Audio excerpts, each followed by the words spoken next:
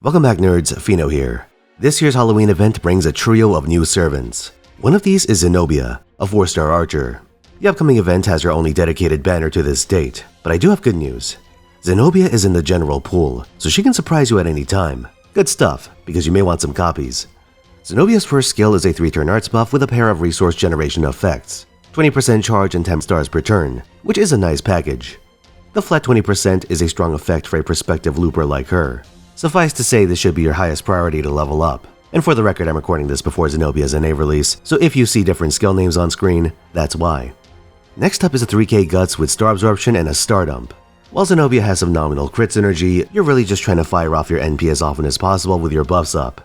For that reason, you can save skill 2 as your lowest priority. Rounding out Zenobia's skills is a party attack and crit chance resistance buff. The attack buff is a standard charisma style effect, but it's more damage so you want to get it leveled anyway. The crit chance reduction caps out at 30%, and in addition to keeping Zenobia healthy, it can save your supports from getting one-shot, so it's handy to have around. The centerpiece of Zenobia's kit is her Noble Phantasm. It's an AoE arts attack featuring a hit count of 4. It has a single-turn preemptive attack buff of fixed magnitude, and a multi-turn crit damage buff tied to overcharge. That's also preemptive for whatever reason. Not that it matters since NPs don't scale off crit damage. As a secondary effect, it also does extra damage to king enemies. There are a fair number of king sabers out in the wild, so you can actually get mileage out of that property. Now when you're farming with Zenobia, you'll want to keep her focused on saber encounters first and foremost. That's her main department, but you may be tempted by her third append skill.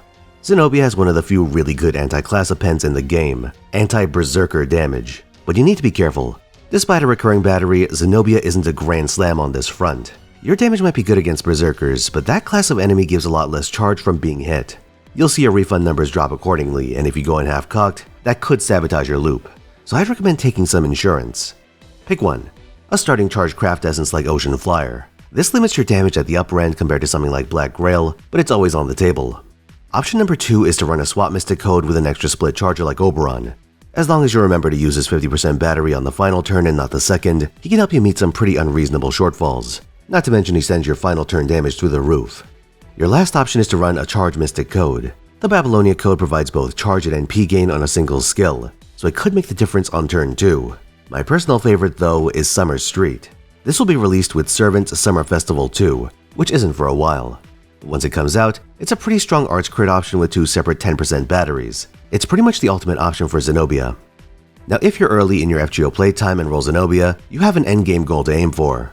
First of all, you want to grab a caster Altry off your friends list at every opportunity. Until you get a chance to roll one of your own, you'll need to work your way through the various Castoria substitutes. You get a pretty huge bone on that front during 2024's anniversary, which introduces the 3-star alter ego Zhu Fu. If you're watching this after her release, she's the poor man's Castoria and you should incorporate her into your setup ASAP. Before that, consider older school options like Paracelsus and Nero Bride if you happen to have her. You can also use your free Zhuge Liang as a frontline charger in the early game and a swap-in later on. At lower NP levels, you'll be relying on event damage craft essences to meet your farming needs, but your eventual goal is to run either Black Grail for raw damage or event utility CEs for farming efficiency.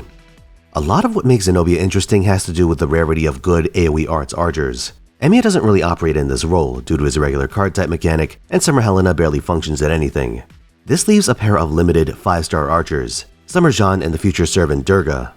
Both are good at their job, but their comparative rarity and the sheer expense of powering up limited 5-star servants means that anyone who can't whip out a credit card may be better off leaving their fortunes in Zenobia's hands instead. I guess there's also Summer Barkist, but she's another weird case, so I'm gonna leave her out of the comparison. Just kick that can down the road. The point is that if you weigh rarity against efficiency, Zenobia comes out looking quite good. Really, her only major blight is that her only dedicated banner has her stuck with Jacques Demolay as the featured 5-star. I'll be doing a video on her soon enough, but the short version is that Jacques is one of the weaker 5-stars we'll be seeing this year. To add insult to injury, none of the craft essences on this banner are really worth running, unless you like using Jack the Ripper for moral support. Not much else to say on Zenobia on the gameplay front, but I actually did know a few things about this figure. Full disclosure, I'm not a historian, but this is the story as I know it. So if any of you want to get your history on, take a seat. Back in the 3rd century, the Roman Empire was collapsing. It wasn't the collapse, that would happen a few hundred years later, but it got real close. Between rebellions, invasions, a long string of incompetent rulers, and military disasters, Rome had shattered into 3 pieces. You got the Gallic Empire in the west, what's left of Rome in the center, and the Palmyrene Empire in the east. That last one is where Zenobia is from. Palmyra was a trading city, and given that it sat on the Roman Empire's border with Persia, a lot of money went through it. If the name Palmyra sounds familiar, you may have heard it in the news a few years back when ISIS was blowing up its ruins. Around the 3rd century, Palmyra was in Rome's orbit. When Roman power waned, the Persians came in to get their peace. But that's when something unexpected happened. The Palmyrines, led by Zenobia's husband Odenathus, actually slapped the Persians around and forced them back. And this put them in a pretty interesting spot, because with the Persians reeling and Rome in full shit-itself mode back west, Palmyra had a chance to carve out an empire for itself.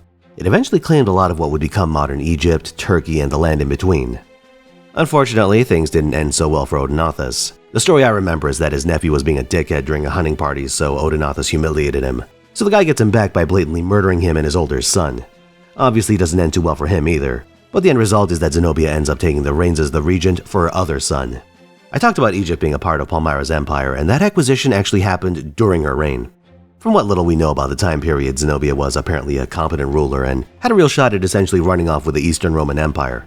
But by this point, the Roman system had started producing rulers actually worth a shit again. And unfortunately for Zenobia, she ran up against one of the best that it would ever have, Aurelian.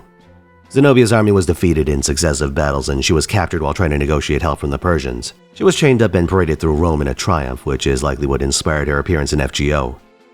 Believe it or not, the city of Palmyra actually got off light at first. They just had to accept that Aurelian was in charge. But then they fucked up. Within a year of submitting, they were in rebellion, and Aurelian, who had his eyes on the far west at this point, had to march his army all the way back out to the eastern border. When he got to Palmyra the second time, he was done with its bullshit and turned it into a smoking ruin. After that, Palmyra was a shadow of its former self and limped on through the centuries. That's a feel-good story for the ages, isn't it? Well, now you know. But let me know what you thought of that little interlude. Like if you enjoyed this video, subscribe for more, and come on to my twitch.tv/Finotaisen where I stream every weekend, 3 PM Pacific time, Friday through Sunday. This time around, I have a triple threat of Samurai Remnant, Elden Ring, and FGO lined up, so stop on by and hang out. I'll see you there.